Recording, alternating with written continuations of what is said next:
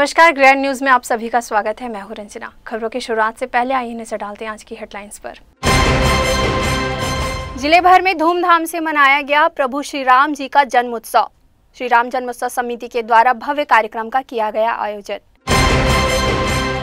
भिलाई नगर निगम के सभागार में बैठक का हुआ आयोजन, जहां पक्ष और विपक्ष के जमकर हंगामे के बीच महापौर ने प्रस्तुत किया बजट। शीतला माता में दर्शन करने गई दो बहनों पर युवक ने चाकू से किया हमला। एक बहन की हुई मौत, वहीं दूसरी की जिला अस्पताल में इलाज जारी। राहुल गांधी की सांसदीय सदस्यता रद्द किए जाने को लेकर गृह मंत्री ताम्रध्वज साहू के द्वारा पत्रकार वार्ता का हुआ आयोजन। ग्रैंड न्यूज में अब खबरें विस्तार से। भगवान श्री राम के जन्म उत्सव पर पूरे ट्विन सिटी भगवा में नजर आया। भिलाई स्थित सेक्टर 1 में श्री राम जन्मोत्सव समिति के द्वारा भव्य कार्यक्रम का आयोजन किया गया, जिसमें प्रभु श्री राम की 1150 शोभा यात्रा निकाली गई। श्री राम जन्मोत्सव समिति के द्वारा निरंतर 38वें वर्ष से श्री राम नवमी का भव्य आयोजन निरंतर जारी है। इसके तहत भिलाई के सेक्टर 1 में श्री राम नवमी के अवसर पर भव्य आयोजन किया गया। पूर्व मंत्री और समिति के संरक्षक प्रेम पांडे ने बताया कि श्री राम नवमी के इस महाप्रसाद के लिए भिलाई एवं आसपास के सभी क्षेत्रों के हर घर से अन्न संग्रहित किया गया है। इसमें जिले के विभिन्न निकाय क्षेत्रों के 213 से अधिक वार्ड एवं 7 गांव से 95 क्विंटल से अधिक अन्न संग्रहित किया गया है। इस अभियान में आमजनों के साथ ही विभिन्न सामाजिक संगठनों ने भी अपनी सहभागिता दी है। वहीं सभा स्थल पर महाप्रसाद का राम भक्तों को वितरण किया गया। उन्होंने कहा कि आने वाले वर्ष में अयोध्या में श्री राम मंदिर का निर्माण हो रहा है। उसके पूर्व श्री राम जन्मोत्सव समिति के द्वारा किया गया। इसमें भिलाई के सभी वर्गों के द्वारा एक मुट्ठी धान प्रभु श्री राम के नाम के कार्यक्रम में सबने अपना अन्नदान किया। हरिभूमि एवं INH न्यूज के प्रधान संपादक डॉक्टर हिमांशु द्विवेदी का कहना है, जिन्होंने प्रतिकूल परिस्थितियों में इस समय भी आयोजन स्थल में शामिल हैं, वो इस बात की पुष्टि करता है कि आप वस्तुतः राम भक्त हैं। गरिमामय आयोजन के मुख्य अतिथि हम सबके बेहद श्रद्धेय स्वामी बालकदास जी महाराज जी कार्यक्रम की अध्यक्षता कर रहे, भिलाई के गौरव, छत्तीसगढ़ की सियासत के विधान पुरुष माननीय प्रेम प्रकाश पांडे जी, संघर्ष और संकल्प के प्रतीक दुर्ग संसदीय क्षेत्र के सम्माननीय सांसद विजय बघेल जी,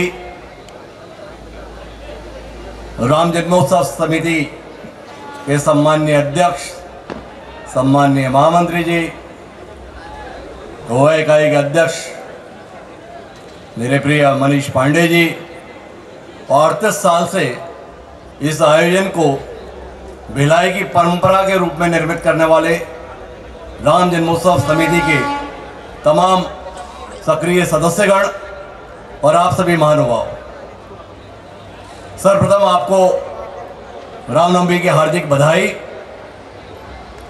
जिन प्रतिकूल परिस्थितियों में आप इस समय भी इस आयोजन में मौजूद हैं, वह इस बात की पुष्टि करता है कि आप वस्तुतः राम भक्त हैं। और प्रेम प्रकाश जी, मैं आपको ये कहना चाहता हूं कि आज के इस आयोजन में आपने अपना साहस नहीं खोया, आपके साथियों ने साहस नहीं खोया, और इस आयोजन में शामिल होने का संकल्प लेकर जो भिलाई के दूर दूर इलाकों से लोग आए, उन सबने ये प्रमाणित कर दिया कि राम केवल आपके लिए अगरबत्ती लगाने वाले व्यक्ति नहीं, बल्कि वो आपके लिए आदर्श हैं। क्योंकि राम का संपूर्ण जीवन संघर्ष का जीवन था, संघर्ष में भी हिम्मत न हारने का जीवन था, संघर्ष में भी अपने लक्ष्य पर टिके रहने का जीवन था। तो उन राम भक्तों को भी अपने कार्य और संकल्प में ये जाहिर करना चाहिए कि वह वस्तुतः राम के अनुयायी है। और इस आयोजन को इस प्रतिकूल परिस्थिति में आप अभी तक चला रहे हैं, मैं तहे दिल से आप सबको बधाई देता हूं, आप सबका अभिनंदन करता हूं इस मंच से कि वाकई ये आपके पुरुषार्थ का परिचय है। ऐसे पावन मौके पर मुझे मुख्य वक्ता के तौर पर आमंत्रित किया गया है, तो कुछ बात जो हिंदुत्व के संदर्भ में, सनातन धर्म के संदर्भ में माननीय बालकदास जी ने और उससे पहले प्रेम प्रकाश पांडे जी ने कही, उसे थोड़ा और आगे बढ़ाने की कोशिश करता हूं और प्रभु श्री राम के जीवन के साथ आपको जोड़ने की कोशिश भी करता हूं। जो सनातन धर्म के संदर्भ में, हिंदू धर्म के संदर्भ में बात कही जाती है, तो यह बदलते वक्त का परिचायक है। और दो पंक्तियां मुझे याद आती हैं कि सोया हुआ सनातन कि सोया हुआ सनातन अब चैतन्य है, सजग है। कि सोया हुआ सनातन अब चैतन्य है, सजग है। वो दौर कुछ और था, ये दौर कुछ अलग है। तो बदले हुए परिवेश के साथ में हम अपनी जड़ों की ओर, अपनी संस्कृति की ओर, अपने आदर्श की ओर वापस रुख किए हैं। यह इस देश के संदर्भ में आने वाले उज्जवल भविष्य का परिचायक है। किन प्रभु श्री राम के संदर्भ में हम यहां खड़े हैं। राम अपने आप में भारतीय संस्कृति में एक अद्भुत व्यक्तित्व है। उस राम की पूजा भर आप करें, यह जीवन का उद्देश्य नहीं होना चाहिए। उस राम जैसा बनने की कोशिश हमें करनी चाहिए। आप किसी भी रिश्ते के तहत अगर कोई आदर्श देखना चाहते हैं तो सहज ही एक नाम उभर कर आ जाता है, वो नाम प्रभु श्री राम का होता है। आज 38वें वर्ष में भगवान इंद्र की भी कृपा रही। आने वाले वर्ष में अयोध्या में राम मंदिर का निर्माण हो रहा है। उसके पूर्व यह एक भव्यतम रामनवमी का त्यौहार राम जन्मोत्सव समिति द्वारा किया गया। इसमें भिलाई के सभी वर्गों के द्वारा एक मुट्ठी दान प्रभु श्री राम के नाम कार्यक्रम में सबने अपना अन्नदान दिया और उस महाप्रसाद का वितरण हुआ। जैसे जैसे अयोध्या में राम मंदिर का निर्माण होते जा रहा है, वैसे वैसे हिंदुत्व का जागरण हो रहा है और उसका लघु भारत में भी प्रतिबिंब हम सबको दिखाई देता है। मैं तमाम राम भक्तों को और विंध्य भिलाई वासियों को, जिन्होंने हमारे इस कार्यक्रम में सक्रिय और परोक्ष रूप से सहयोग करके हमारे राम भक्तों का उत्साह बढ़ाया, उल्लास बढ़ाया और इस सफल कार्यक्रम में अपनी भूमिका अदा की, मैं उनका हृदय से आभार व्यक्त करता हूँ। दुर्ग लोकसभा सांसद विजय बघेल का कहना है कि लगातार 38 सालों से भव्य आयोजन श्री राम जन्मोत्सव समिति के द्वारा किया जा रहा है। इसके लिए पूरे समिति के लोगों को बधाई देता हूं। वहीं श्री राम जन्मोत्सव समिति के युवा विंग अध्यक्ष मनीष पांडे ने जानकारी देते हुए बताया कि निरंतर 38 वर्षों से जारी यह भव्य आयोजन इस वर्ष हम सभी के लिए खास है।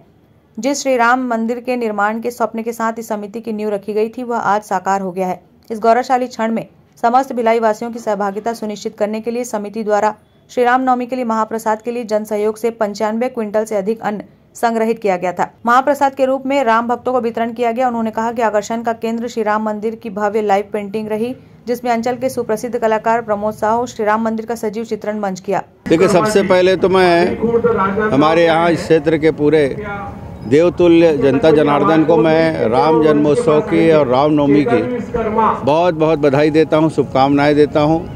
साथ ही साथ उनके उज्जवल भविष्य की कामना करता हूँ। हमेशा भगवान राम की कृपा उन पर बनी रहे, उनके परिवार के ऊपर बनी रहे और हम सब की एकता सद्भावना इसी तरह बनी रहे। आज हम जहाँ खड़े हैं, 38 साल से मंच सज रहा है। आदरणीय भैया प्रेम प्रकाश पांडे जी के नेतृत्व में जो 38 साल पहले राम जन्मोत्सव समिति के माध्यम से यहाँ पर एक भव्य आयोजन की शुरुआत हुई थी, आज उसकी भव्यता लगातार बढ़ती जा रही है। और आज बरसते पानी में भी ये संकल्प के साथ यहाँ भक्तगण उपस्थित हुए, चाहे आंधी हो, तूफान हो, चाहे ओले बरसे, कुछ भी हो, लेकिन भगवान के प्रति हमारी भावना कभी कम नहीं होगी। और इंद्रदेव को बरसात रोकना पड़ा और आज पूरे उत्साह से लोग घर से निकल के उसी उमंग से आए जो हर साल आते हैं। मैं इस कार्यक्रम के आयोजकों को बहुत बहुत बधाई देता हूं, शुभकामनाएं देता हूं। जो हम लोगों ने एक मुट्ठी दान श्री राम के नाम का आयोजन किया, उसके माध्यम से लगभग 100 क्विंटल दान हम लोगों को मिला, जिसके माध्यम से महाप्रसाद पूरे भिलाई के लोगों को, और भिलाई से नहीं, दुर्ग जिले से संपूर्ण क्षेत्र से लोग यहाँ पे आए थे इस महाप्रसाद के लिए। उनको सबसे पहले मैं हृदय से धन्यवाद करता हूँ। और ये राम भक्तों का एक उत्साह है जो राम जन्मोत्सव के दिन देखने को मिल रहा है। और ये मैं मानता हूँ कि 38वें वर्ष श्री राम जन्मोत्सव समिति पे निश्चित तौर पर प्रभु श्री राम और भगवान हनुमान का एक आशीर्वाद था, जो प्रकृति ने हमें दिया कि जिस तरीके से उत्साह इस भिलाई और दुर्ग जिले के अंदर देखने को मिला, ये कहीं ना कहीं हनुमान जी साक्षात यहाँ पे विराजे थे। और प्रत्येक राम भक्तों को अपना आशीर्वाद देने के लिए हनुमान जी का आशीर्वाद प्रत्येक राम भक्तों को लगा।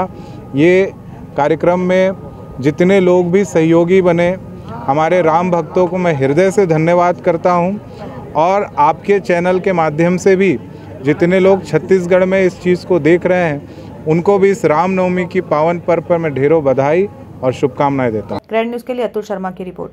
नगर पालिका निगम भिलाई के सभागार में बैठक आयोजित की गई।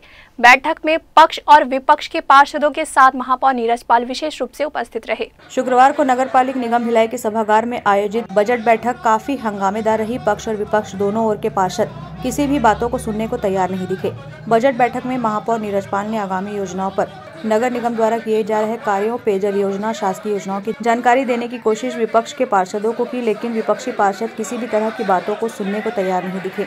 सवाल और जवाब का क्रम लगातार दोनों ओर से निरंतर जारी रहा। बजट बैठक काफी हंगामेदार रही। नेता प्रतिपक्ष भोजराज सिन्हा, उपनेता दया सिंह और पक्ष के लक्ष्मीपति राजू, सीजू एंथोनी आदि के बीच चर्चाओं का दौर जारी रहा, जो काफी हंगामेदार रहा।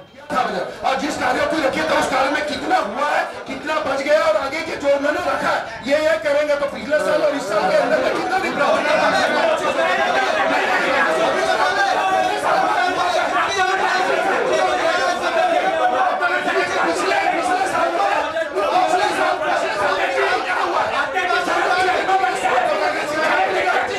नगर निगम के सभापति दोनों ही पक्षों के पार्षदों को समझाने को लगातार प्रयासरत रहे, लेकिन उनकी भी सुनने को कोई तैयार नहीं दिखा। इस दौरान नगर निगम आयुक्त रोहित व्यास अपने स्थान पर खामोश बैठे रहे। बैठक के लगभग 1.5 घंटे बाद बजट को पक्ष के पार्षदों द्वारा सर्वसम्मति से पारित कर दिया गया। शुरू से अंत तक पूरी बजट बैठक हंगामेदार रही। कोई भी किसी की बातों को सुनने को तैयार नहीं दिखा।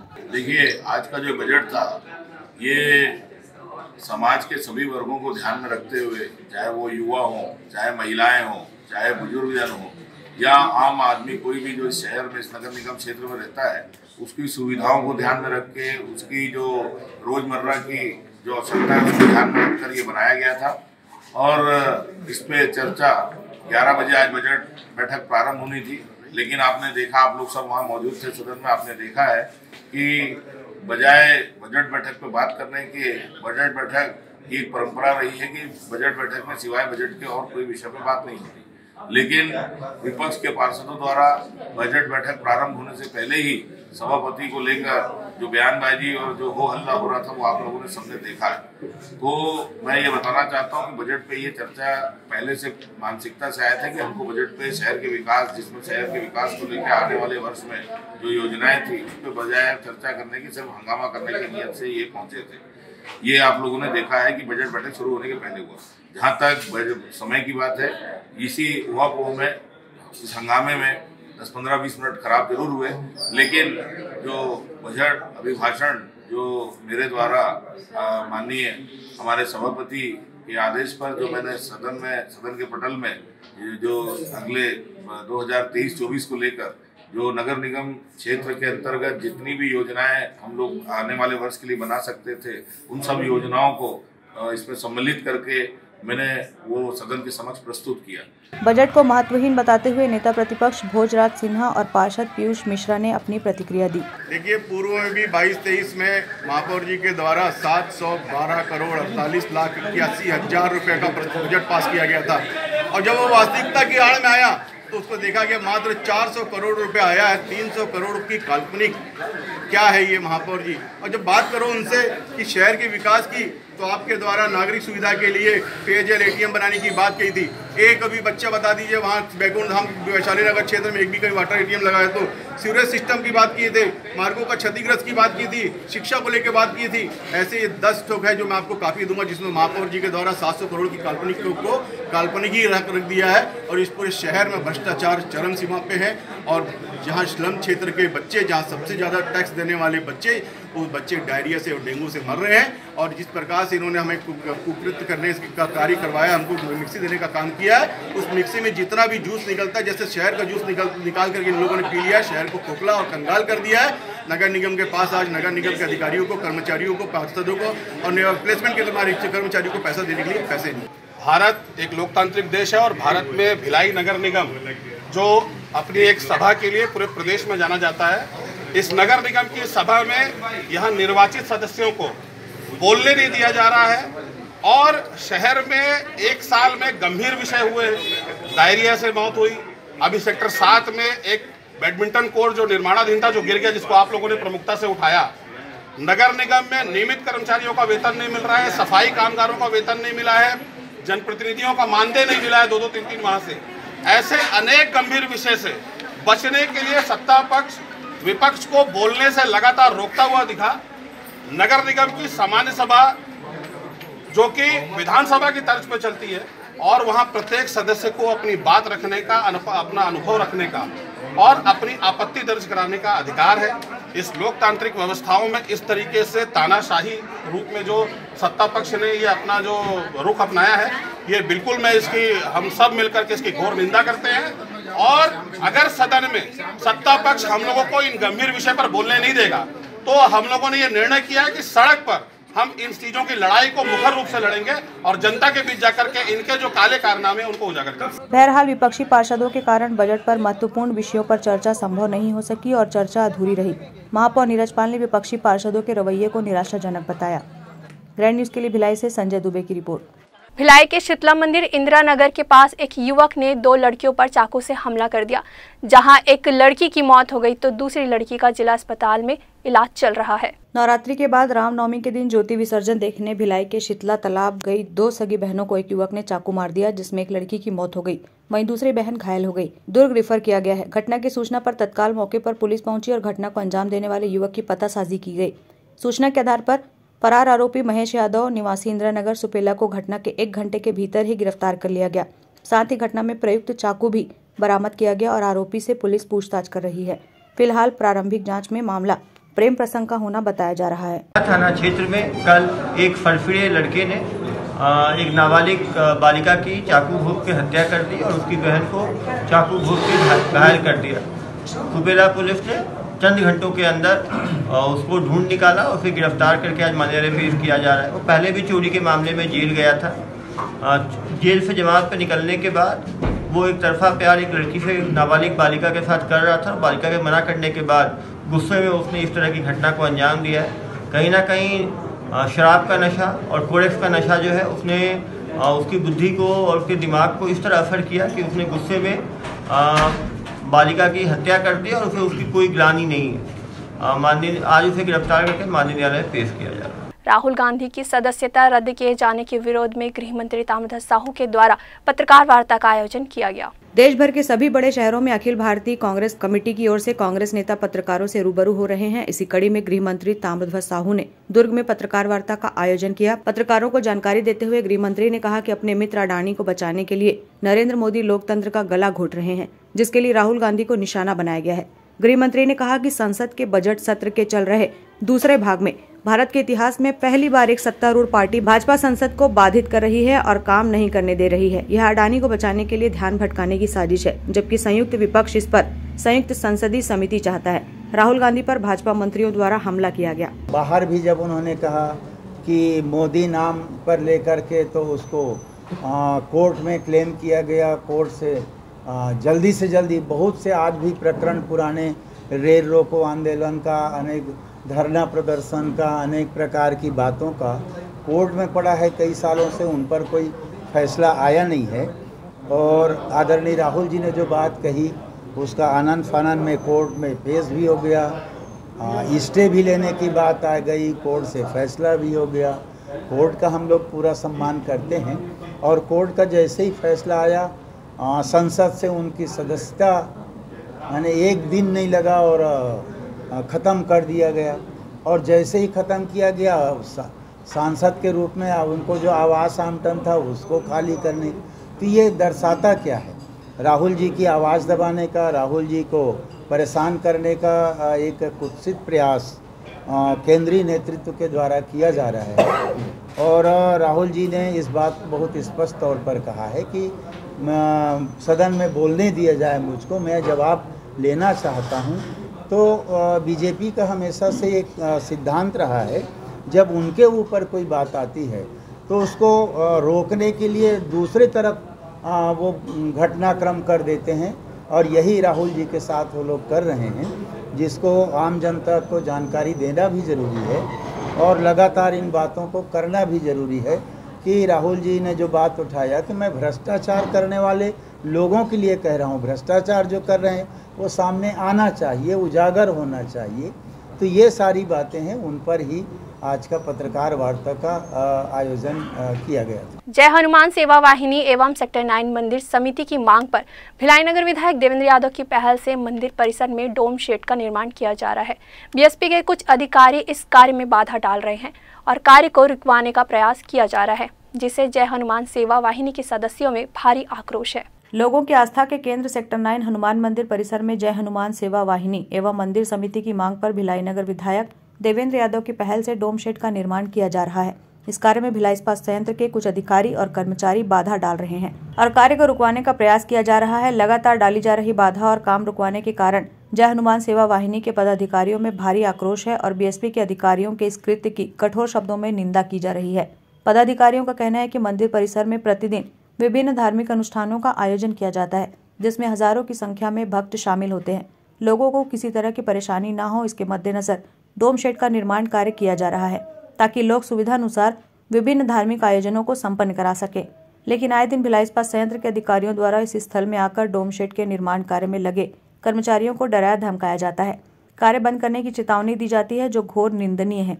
पदाधिकारियों ने बताया कि यदि दोबारा डोम शेड के निर्माण कार्य पर रोक लगाई गई तो पूरे प्रदेश भर में प्रदर्शन करने के साथ ही भिलाई इस्पात संयंत्र के सामने धरना प्रदर्शन किया जाएगा। इस मंदिर में पूजा अर्चना को लेकर ये महसूस किया गया कि यहाँ एक डोम शेड होगा, जो भी आस्था के तहत पूजा अर्चना करने आता है वो व्यवस्थित रूप से पूजा अर्चना करता है। उसी के तहत नगर निगम के द्वारा ये डोम शेड का निर्माण किया जा रहा है। इसमें विवाद जैसी कोई चीज़ नहीं है और डोम शेड क्योंकि अस्थायी निर्माण है, इस अस्थायी निर्माण को लेकर भिलाई इस्पात संयंत्र लगातार अनुमति देता आया है और कई जगह भिलाई इस्पात संयंत्र के क्षेत्र में डोम शेड का निर्माण किया गया। जय हनुमान सेवा वाहिनी के प्रदेश अध्यक्ष उत्कर्ष भट्ट एवं अन्य पदाधिकारी ने बताया कि बीएसपी के अधिकारियों द्वारा लगातार डोम शेड के निर्माण कार्य में बाधा डाली जा रही है, जिसकी हम कठोर शब्दों में निंदा करते हैं। मैं आप लोगों को ये जानकारी देना चाहता हूं कि बीएसपी प्रबंधन के कुछ अधिकारी और कुछ और बीएसपी के अधिकारी लोग इस कार्य को रोकने का पुरजोर कोशिश कर रहे हैं। मैं आप सबके माध्यम से ये एक चेतावनी बीएसपी प्रबंधन को देना चाह रहा हूं।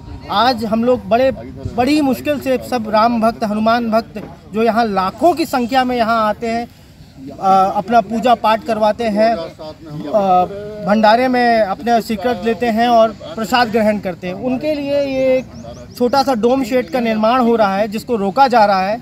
मैं बीएसपी प्रबंधन को ये कहना चाहता हूँ, अगर आपने दोबारा इस तरीके से यहाँ आके किसी भी प्रकार का रोक लगाया तो जय हनुमान सेवा वाहिनी पूरे प्रदेश भर में उग्र प्रदर्शन करेगी और बीएसपी के सामने जाके बैठेगी और साथ में धरना प्रदर्शन करेगी।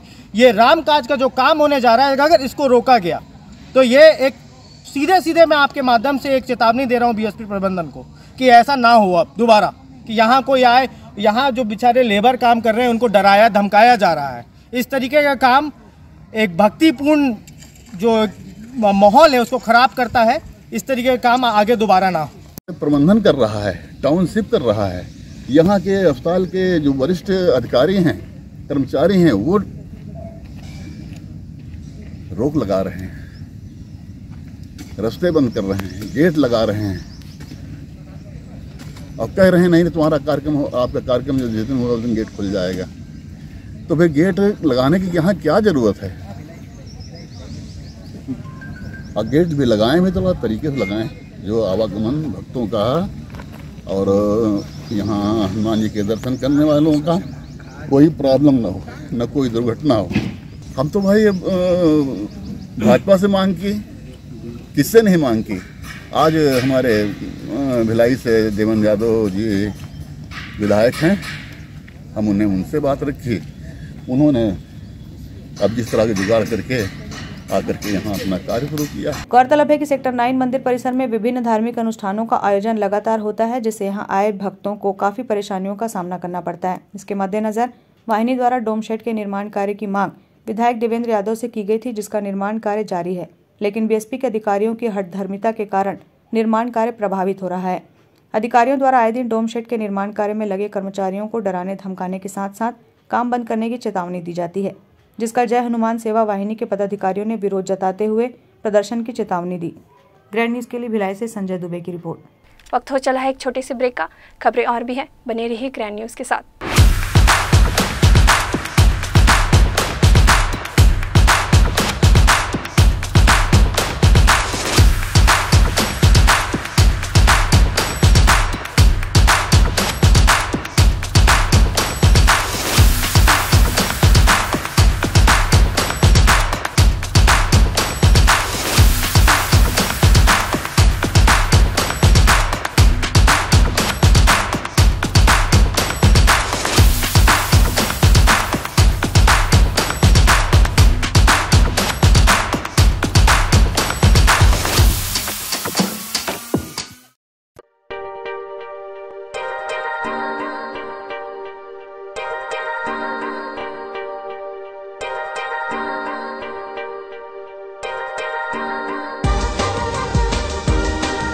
Relationships are forever.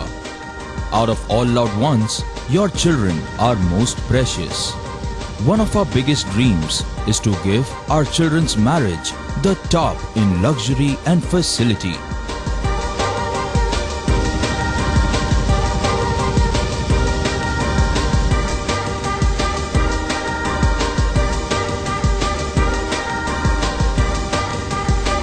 In today's busy life, you cannot afford to take time out for everything to be perfect for your marriage. And you cannot compromise on quality of service for your guests. Our customized marriage packages are made just according to your wish. This presentation will acquaint you with the different luxury packed marriage packages available. This package has an elaborate menu with 60 mouth-watering items. Bharat Swagat including welcome drink, snacks and sweets, a breathtakingly decorated welcome gate and the arena decorated with flowers. To give you the best colors in view, we organize special light effects for all areas. We take care of decorating the groom's car to its best attire and exclusive DJ beats for extreme fun and valet parking to make your guests feel like an emperor. Our exclusive add-ons give you unlimited freedom to customize your ceremony to its best.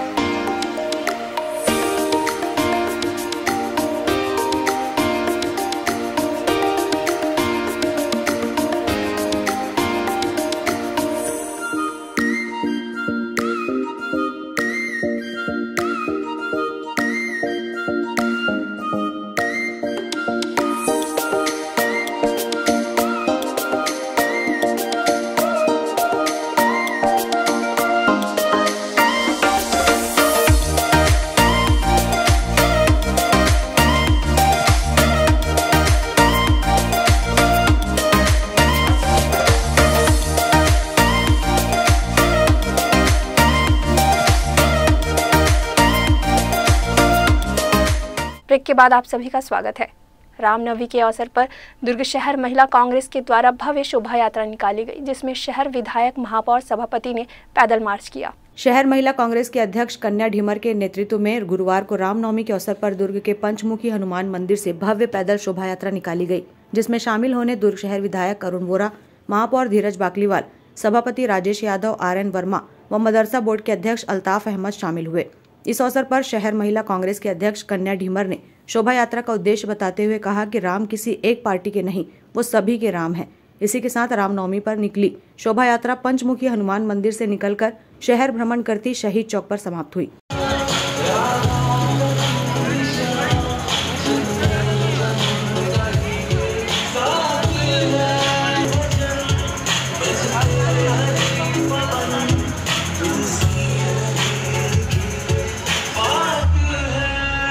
Supela से गदा चौक तक लगाए गए street light pole को नगर निगम के अधिकारियों के द्वारा निकाले जाने पर भाजपा पार्षदों में काफी आक्रोश है। इस कार्य में संलिप्त अधिकारियों पर कार्यवाही की मांग को लेकर भाजपा पार्षदों ने जिला कलेक्टर और निगम आयुक्त को ज्ञापन सौंपा है।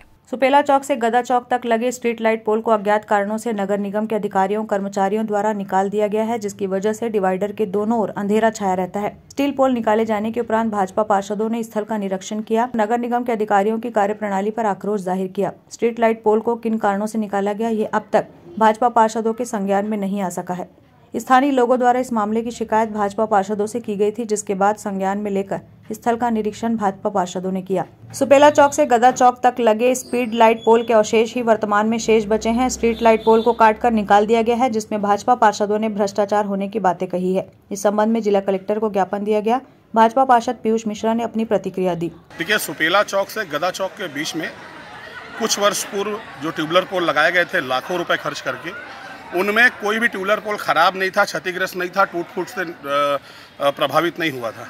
फिर भी पैसे की बंदरबाट करने के लिए अधिकारी अपनी कमीशन खोने के लिए उस सुंदर और व्यवस्थित लगे हुए पोलों को काट करके निकाल दिया जाना, ये समझ से परे है। इसको लेकर के आयुक्त और कलेक्टर के पास मैंने शिकायत की है और जो दोषी लोग हैं उनके ऊपर कार्रवाई करने की मांग की है। ये नगर निगम आर्थिक संकट से जूझ रहा है और इस संकट की घड़ी में ऐसी अव्यवस्था, ऐसा पैसों की बर्बादी, ये अपने आप में किसी भी सदन के सदस्य को समझ में नहीं आ रहा है और इसको लेकर के हम लोगों की मांग है कि इसमें जिन लोगों ने भी जिम्मेदारी से ये जिम्मेदार हैं इस कार्रवाई के लिए, उनके ऊपर कार्रवाई होनी चाहिए। बहरहाल भाजपा पार्षदों ने स्ट्रीट लाइट पोल को काटे जाने के मामले की जांच कराने की बातें कही है कि किन कारणों से इन स्ट्रीट लाइट पोल को काटा गया। इस मामले में भाजपा पार्षदों ने आगे भी कार्रवाई करने की बातें कही।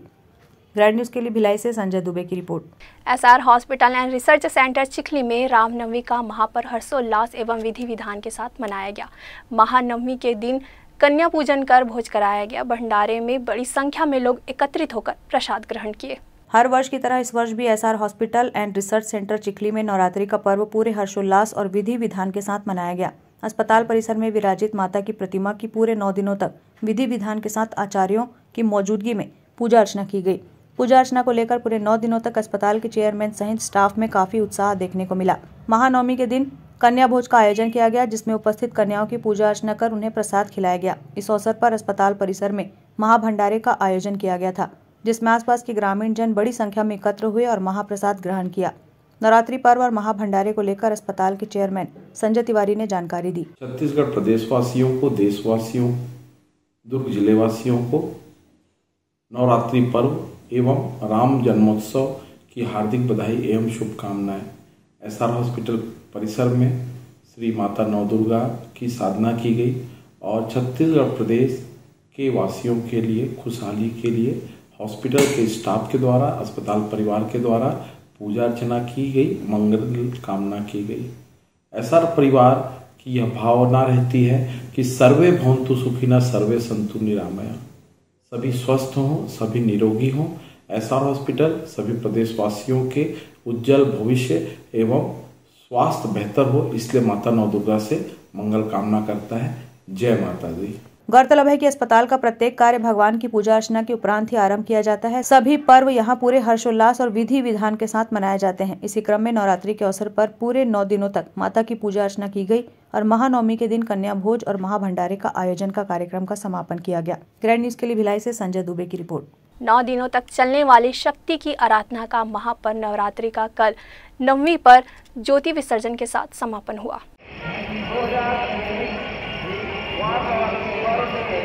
राजनांदगांव जिले के डोंगरगढ़ में विराजित छत्तीसगढ़ की आराध्य माता बमलेश्वरी देवी के दरबार में भी इन 9 दिनों तक मां दुर्गा के अलग अलग रूपों की पूजा अर्चना की गई। वहीं 9वीं पर देर रात भक्तों द्वारा माता के दरबार में प्रज्वलित कराए गए आस्था के ज्योत का विसर्जन भव्य रूप से किया गया। नीचे स्थित छोटी मां बमलेश्वरी मंदिर में प्रज्वलित 841 ज्योति कलश का विसर्जन भव्य रूप से यात्रा निकालकर प्राचीन महावीर मंदिर तालाब में किया गया। इस मनमोहक दृश्य को देखने हजारों की संख्या में श्रद्धालु माता के दरबार में पहुंचे थे, जहां देर रात तक ज्योति विसर्जन का कार्यक्रम चलता रहा। मां बमलेश्वरी देवी की जय। जैसा कि ये 9 दिनों का पर्व, महापर्व आज ज्योति विसर्जन के साथ बहुत ही उत्साह के साथ संपन्न हुआ। पूरे कार्यकर्ताओं और जितने भी दर्शनार्थी हैं उनका उत्साह देखते ही बनता था। और सबसे पहले देवी जी की पूजा अर्चना कर माई ज्योत की पूजा की गई और कतारबद्ध तरीके से महावीर मंदिर इन ज्योति कलशों को ले जाया गया और इस तरह से कार्यकर्ताओं की व्यवस्था थी कि माँ की ज्योति उनकी आंखों से बरोबर बनी रहे और बहुत सुंदर ढंग से और अनुपम नज़ारा था। इस तरह ये नवरात्र कार्य संपन्न हुआ।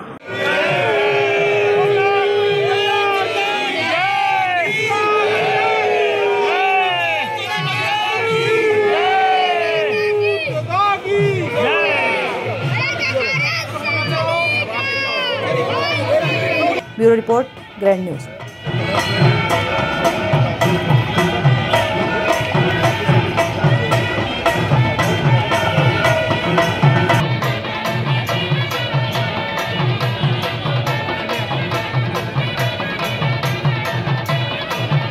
भिलाई के सेक्टर 9 चौक के पास कांग्रेस कार्यकर्ताओं के द्वारा हर्षोल्लास से रामनवमी का पर्व मनाया गया, जहां जगह जगह पर भोग भंडारे का आयोजन किया गया।